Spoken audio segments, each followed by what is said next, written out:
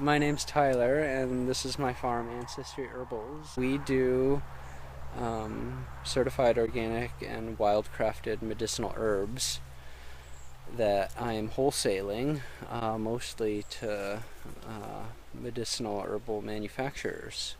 You know, companies that are going to be making something with it, turning it into a tincture. I'd say I'm selling probably at least 20 to 30 certified organic herbs, and then I wildcraft 15 more. I've got a pretty diverse business model. I'm able to, I've got harvests almost all year long. I start with cottonwood buds. So the biggest trees in here are the cottonwoods. Getting into the spring more, there's some leaf crops. I can do dandelion leaf and lady's mantle and motherwort, and our bigger annuals right now are the California poppy and then milky oats.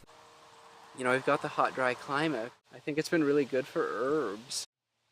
Well, as a farmer, you know, I mean, you end up thinking a lot about sustainability and soil and the growing of a successful crop. And, you know, ultimately, it seems like what it keeps coming back to, you know, sun, you know, it's there. What do? You can't do anything. Water, I mean, we can manipulate that a little bit. We bring it in and water the crops, so that's good.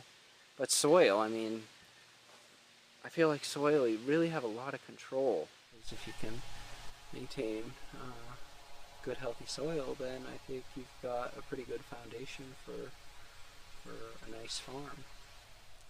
And then I do wildcrafting too, so I'm out in the Okanagan National Forest, which is a really superb place for wildcrafting. Yarrow and arnica and hypsissewa and huckleberry and lomatium.